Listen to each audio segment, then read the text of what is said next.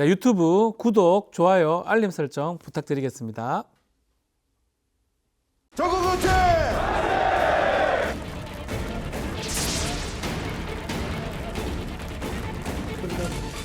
노영민 실장님이 작년 12월 30일 날 듯한 모습으로 두 분이 대화를 나누어서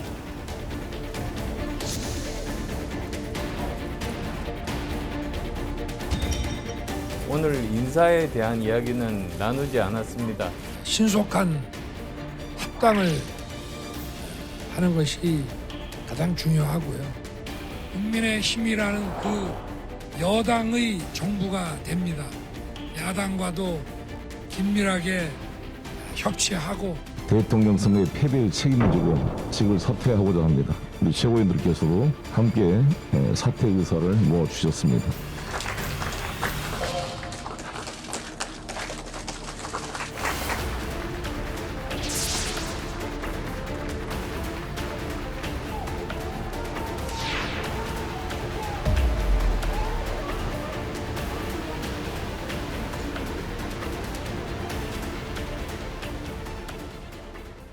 네, 자 5년 만에 보수 진영 정권을 탈환했습니다. 정치 입문 8개월 신인이 당선이 되면서 정계도 아마 출렁일 것으로 보이는데요.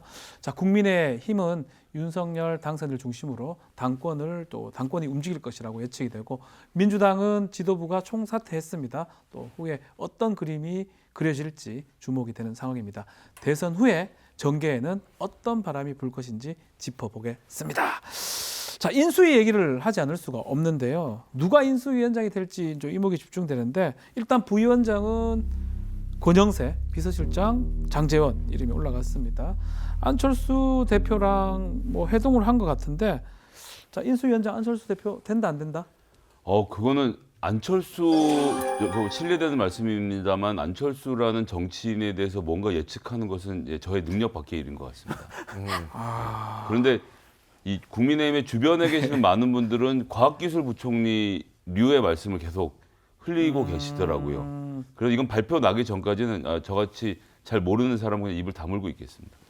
자, 저는 된다고 봐요. 인수위? 예. 저는 된다고 보는 게, 장제원 비서실장이 방금 전에 뭐라고 얘기했냐면, 인수위원장은 안철수 대표의 결심에 달려 있다. 걸림돌은 없다라고 얘기를 했거든요. 예. 그러니까 안철수 대표가 나 할게요 그러면 되는 거죠. 네. 근데 지금까지의 언론 인터뷰를 보면 그냥 당연히 본인이 하시는 걸로 얘기를 하고 있는 것 같습니다. 그래서 저는 내일 발표할 것 같고요. 인수위원장 발표는 윤석열 당선자가 직접 하겠다라고 예고돼 있는 상황입니다. 자, 그러면 인수위원장 중요하지만 인수위원들도 있잖아요. 인수위원 중요하죠. 국민의당 사람들이 많이 갈 수 있을까요? 들어가겠죠. 지금 이태규 의원은 기본적으로 들어가 있는 것 들어간다고 같고요. 보고. 네, 이태규 의원이 어떤 조율을 통해서 국민의당 분들을 몇 분 더 모시고 갈 텐데, 솔직히 그만한 인재 폭이 있는지는 잘 모르겠어요. 네. 그렇더라도 어쨌든 어느 정도의 지분은 보장해 줄 것 같다라는 생각이 듭니다. 자, 인수위가 왜 중요하냐면 새 정부의 정책 기조를 알 수 있습니다.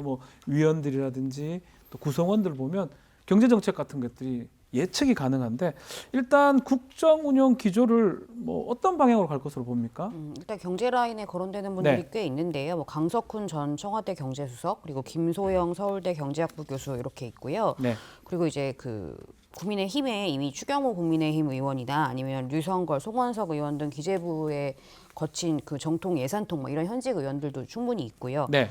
그 윤당선인은 계속 많이 얘기했던 게 이제 코로나19 소상공인 구제, 그렇기 때문에 일단 첫 번째로는 2차 추경 관련한 거를 제일 먼저 드라이브를 걸지 않을까 싶고, 네. 이번 선거에서 가장 이제 민심을 가른 부동산 정책 같은 경우에도 문재인 정부가 이제 다주택자 규제를 굉장히 세게 걸었었는데, 예. 그 부분에 대해서 다시 원점으로 될 것으로 보입니다. 자, 요 질문도 한번 들어볼게요. 이른바 주진우 변호사 등 서초동 팀, 이 사람들 인수위나 하여튼 내각에 들어갈 가능성 있습니까? 인수위 들어가죠. 핵심 중에 핵심의 역할을 할 핵심 것으로 중에 핵심이 될 보여집니다. 것이다. 예, 왜냐하면은 인수위 측에서 뭐라고 밝혔냐? 인수위 내에 인사 검증팀을 두겠다라고 했어요. 그러면요, 인수위에 오는 멤버들뿐만이 아니라 다음번 내각의 주요 장관 후보자들, 차관 후보자들까지도 이 검증팀에서 검증할 수밖에 없어요. 인사 검증. 그럼 핵심 중에 핵심이다. 여기서 이분 안 되겠는데요? 안 되는 거죠. 인사검증에서 탈락했다는 얘기가 되니까. 그래서 주진우 변호사가 아마 이 인사검증 팀장을 하게 될 것 같은데 이 윤석열 정부의 가장 핵심으로 떠오르고 있다라고 보여집니다. 자, 국민의당하고 합당 부분 뭐 큰 갈등 없이 합당 이루어질까요? 이 기자님? 그러니까 윤석열 당선인이 지금 속도를 내달라고는 했는데 사실은 죄송합니다. 안철수 대표랑 이준석 대표의 문제인 거잖아요. 근데 이준석 대표가 이제 흡수 합당을 얘기하고 있는데 이제 국민의당은 당대당 합당을 얘기하고 있는 게 약간 차이가 있고요. 그냥 단적으로 봤을 때 이번 대선에서 더불어민주당이랑 열린민주당 합당을 했었는데 그때 당대당 합당을 하되 이름은 더불어민주당으로 갔었거든요. 네. 좀 비슷한 방식을 따르지 않을까요? 네. 네.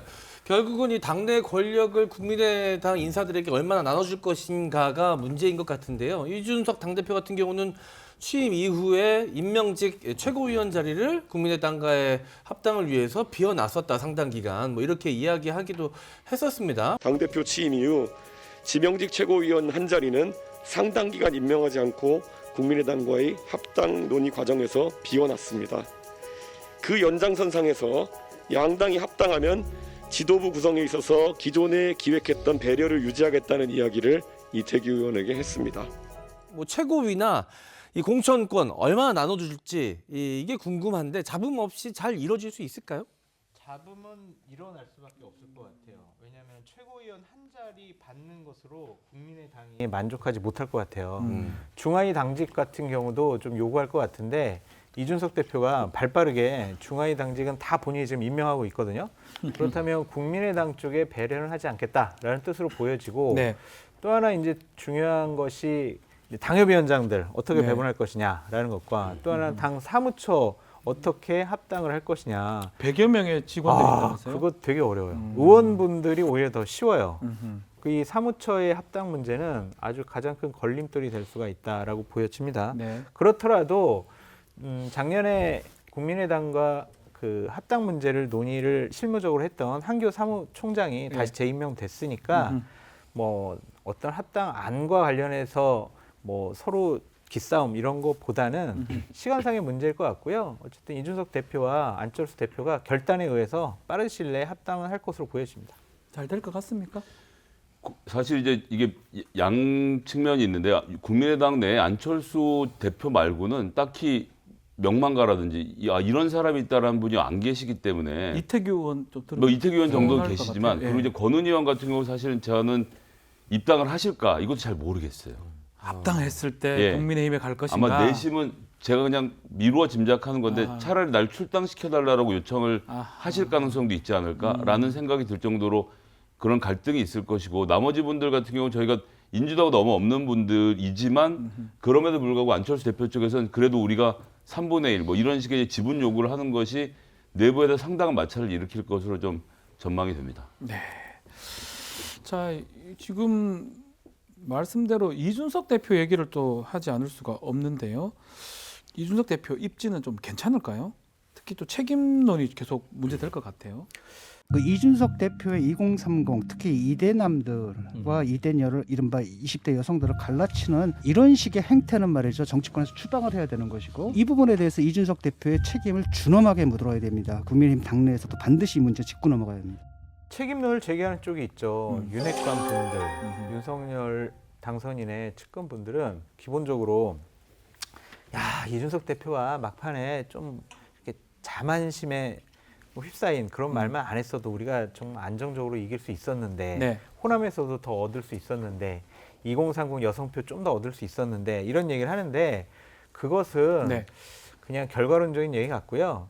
당 대표를 윤핵관들이 쫓아낼 수 있는 방법은 전혀 없다. 없다. 견제할 방법도 전혀 없다. 아하. 하지만 이제 곧 4월 초 때 원내대표 선거가 있거든요. 네. 그때 이제 윤석열 당선자나 윤핵관들은 자신들의 대리인을 내세우려고 할 것 같아요. 그래서 당에서 이준석 대표를 좀 견제를 하고 어쨌든 국회 내에서 할 일이 되게 많잖아요. 그렇죠. 그래서 국회에서 좀 원내대표가 주도권을 갖고 가는 그런 모양새를 취할 것 같은데 여기서의 정말 이 기싸움 한번 재밌게 지켜볼 만한 대목입니다. 자, 좋습니다. 지금 국민의힘 내의 의원들이나 다른 사람들은 이준석 대표 좀 어떻게 보고 있습니까? 그러니까 이게 그 출구조사 발표됐을 때 네. 그 윤석열 후보가 굉장히 화를 냈다고 하더라고요. 이거 왜 내가 나한테 보고했던 거랑 다르냐. 아하. 저는 이게 그냥 사실상 이준석 대표를 향해서 화낸 게 아닐까라는 생각도 그렇겠죠, 들더라고요. 아무래도. 네. 그 말씀하신 대로 또 김기현 원내대표가 좀 나름 든든한 우군이었는데 이제 바뀌게 되고 저는 이준석 대표의 첫 번째 그러니까 이준석 대표의 성패 아니면 이번 국민의힘 정부의 성패를 가르는 첫 번째가 저는 여성가족부 문제가 될 것 같거든요. 그러니까 이거를 공약을 안 지킬 수는 없고 뭐 지키자니 또 확실한 반발이 예상되고 그래서 여기서 약간 이준석 리더십이 앞으로 어떻게 나아갈지 저는 거기서 판가름이 날 거라고 보입니다. 네. 그 사실 뭐 윤석열 당선자는 여의도 경험이 없는 이 영선입니다. 당대표도 그렇지만 국민의힘이 윤석열 당으로 확실하게 좀 뭉칠 수 있을까요? 좀 걱정이 되기도 하거든요. 전 당연히 뭉칠 거라고 봅니다. 어쨌든 이 굉장히 많은 지지를 받고 당선이 된 사람이고 특히나 지방자치 선거를 앞두고는 윤석열 얼굴이 들어가느냐 안 들어가느냐에 따라 점수가 달라질 정도로 선거 자체가 휘청휘청할 것이거든요. 그럼 모든 정치인들이 어떻게 당선자 옆에서 사진 한 장 찍어볼까? 그 열차의 구두 사진도 옆에 나 있어요라는 이것을 밝히는 과정에서 불거졌던 일이잖아요. 네. 이런 일들이 비등비등할 것이기 때문에 당분간은 윤석열 당선자를 중심으로 당이 일치된 단결을 보여줄 수밖에 없게 될 것입니다. 네. 자, 민주당도 대선 패배 후 지도부 총사퇴로 이 당 개혁을 시작을 했습니다. 하지만 이 지도부 총사퇴 결정을 두고 당 내외부적으로 많은 의견들이 갈리고 있는데요. 어떤 의견들이 있는지 함께 보시죠. 저는 평소 책임 정치를 강조해 왔습니다. 그래서 민주당 당 대표로서 대통령 선거의 패배의 책임을 지고 직을 사퇴하고자 합니다. 우리 최고위원들께서도 함께 사퇴 의사를 모아주셨습니다. 평당원으로 돌아가 몸과 마음을 추스르고 반구 재기의 시간을 갖도록 하겠습니다.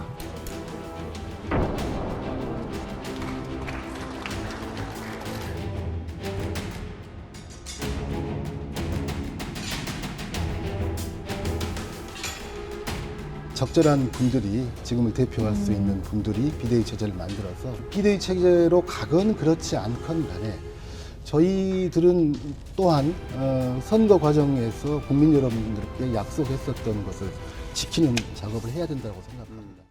자, 대선에서 패배한 민주당 지도부 정말 13시간 만에 총사퇴를 했습니다. 이렇게 빨리 사퇴한 배경 어떤 게 있을까요? 아까운 패배로 누구의 책임도 물을 수 없는 상태가 이번에 선거 결과라고 생각을 하고요. 네. 지도부가 물러서긴 했지만 지도부가 욕먹고 물러난 상태는 아니지 않습니까? 네.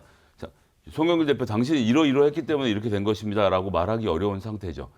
그런데 또 한편으로는 이런 게 있습니다. 그러니까 선거운동 기간 동안에는 지도부가 일치 단계를 잘 해주셨습니다. 그런데 지금까지 이런 불만이 누적되게 된 것, 정권 교체 요구가 컸던 것은 민주당이 지난 기간 동안 쌓아왔던 잘못 때문입니다. 그렇죠. 뭐 지방선거에서 이 보궐선거에서 공천이라든지 여러 가지 문제들이 있었던 것에 대해서 해결을 해야 되는 과제가 지금 눈앞에 놓여져 있는 것인데요. 이 문제를 얼마나 잘 하느냐가 지방선거에서 가장 중요한 선거 운동이 될 거라고 생각합니다. 네. 네. 자, 김두관 의원 같은 경우는 민주당이 가장 먼저 해야 할 일은 읍참마속이라면서 부동산 정책 실패 그리고 인사의 문제를 일으켰던 인물들을 모두 다 이제 출당을 시켜야 된다라고 주장을 하고 있는데 이렇게 되면 다시 또 친문계 친이계 갈등이 좀 벌어지는 건 아닙니까? 이 기자 어떻습니까? 사실 메시지 보면 뭐 부동산 문제 어쩌고 했는데 사실 저는 친문 책임론이라고 읽었거든요. 친문들이 부동산 정책 문제 일으켰고 인사의 문제 일으켰으니까 다시 책임져라. 사실 이거거든요. 김두관 의원 또 친문이라고 봐야 되는 거 아닙니까? 지금 사실 민주당에서 친문, 범친문, 친문 다시 1, 친문 다시 2 저는 그렇다고 보긴 하는데요. 결과적으로. 아무튼 간에 그래서 이제 의총에서도 이제 윤호중 비대위에 대한 그런 비토 의견이 굉장히 많았고 그러니까 저는 일단 친문 이번에 0.73%로 민주당이 진 게 굉장히 독이 될 것 같아요. 그러니까 이거를 정확히 왜 패배했는지를 치열하게 싸워야 되는데 좀 약간 아사무사하게 돼버릴 것 같은 그래서 그럴 수 있다. 일단 25일 원내대표 결과를 좀 봐야 될 것 같은데 여기서 과연 뭐 친문계가 당선이 될 것이냐 아니면 친이계가 당선이 될 것이냐 아니면 좀 개파색이 옅은 사람이 될 것이냐에 따라서 좀 민주당의 미래가 결정되지 않을까 싶습니다. 뭐 하실 말씀 있습니까? 저는 뭐 이 민주당의 미래는 조금 전에 말씀드린 그대로입니다. 네. 개혁 확실히 졌으면 확실히 개혁했을 텐데 자 이대로 좋습니다라고 하고 지나가면 그 후유증은 2024년 총선에서 크게 불어닥칠 아. 것이기 때문에 지금 누구에게 손가락을 가리키기보다는 모여서 왜 이랬는지에 대한 겸허한 처절한 반성이 먼저 있어야 될 것 같습니다. 자, 말씀처럼 그래도 거대 여당, 거대 당입니다. 야당이지만 172석입니다. 개혁 입법 이거를 잘 완수할 수 있을까요? 이미 윤석열 당선자를 만든 민심이라는 것이 존재하지 않습니까? 예, 그렇다라고 한다면 지금은 문재인 정부의 과제들은 잘 마무리 지을 시간이고요. 네. 효과적인 야당으로서 잘 윤석열 정부에 대항하는 문제인 것이지 지금 뭐 개혁 입법을 남은 2달 동안 막 통과시키는 것은 좀 글쎄 뭐 그렇게 갈 것 같지는 쉽지는 않습니다. 않을 것이다. 네, 하여튼 뭐 요 얘기도 좀 마지막으로 해보죠. 자, 득표율 보면서 지방선거가 좀 관심이 되는데 지방선거를 조금 짧게 한번 예측해 줄 수 전망이요? 있을까요? 민주당에 달려 있어요. 아, 그러니까 민주당이 윤석열 정부가 처음에 정부 조직 개편안 그리고 여러 가지 뭐 인사안, 네. 국무총리, 각부 장관 이렇게 내놨는데 정부 조직 개편안 안 돼. 이거는 다 안 돼. 안 돼. 예를 들면 여고 폐지 안 돼. 네. X표. 네. 그리고 국무총리 인사청문회 딱 하는데 국무총리 인준 안 해줘요. 네. 그러면요 국민들이 그래도 새 정부가 출범했는데 협조해줄건 협조해주지 왜 안 해줄까. 그래서 분명히 역풍이 불게 돼 있어요. 역풍 불 수 있다. 그러면은 아하. 허니문 기간입니다. 음. 그 민주당에 대한 역풍이 있기 때문에 그렇게 되면 국민의힘에 유리할 수밖에 없다라고 보여집니다. 발목 잡기 같은 거 하면 안 된다. 윤석열 당선자가 큰 표차로 이겼다라고 하면 이번 지방선거는 국민의힘의 압도적인 우세가 예측됐었는데요. 네. 워낙 표차가 좁아서 유권자들이 미안한 마음을 가지고 이번 지방선거를 지켜볼 거라 굉장히 저는 양쪽이 각축을 벌일 거라고 생각하고요. 장 교수님 말씀을 그대로 받아서 민주당이 합의할 만한 인사와 합의할 만한 정책을 가지고 협치를 요구하면 그것은 윤석열 당선자의 박수로 돌아갈 것이고 무리한 요구부터 시작하면 국민들이 눈살을 찌푸리게 될 것이니 지방선거 영향을 미치겠죠. 오르신 말씀에 저는 예를 들면 그냥 국무총리를 민주당에서 추천하세요 이런 식으로 하면 차라리? 어떨까라는 생각이 듭니다. 알겠습니다. 자, 시간이 다 됐는데요. 마지막으로 장원의 한 수 들어보겠습니다. 네. 살다 보면 이겼는데도 진 것 같을 때가 있고요. 졌는데도 이긴 것 같을 때가 있습니다. 아하. 이번 대선이 양측 모두 나름의 승리를 거둔 대선으로 좀 기억되는 그런 대선이 되었으면 좋겠습니다. 알겠습니다. 자, 뉴스 코멘터리 막점 막후 오늘은 여기까지입니다. 함께해 주신 시청자 여러분, 또 유튜브를 통해서 함께해 주는 구독자분들께 감사의 말씀을 드리겠습니다. 저희는 다음 주 이 시간에 다시 뵙겠습니다. 고맙습니다.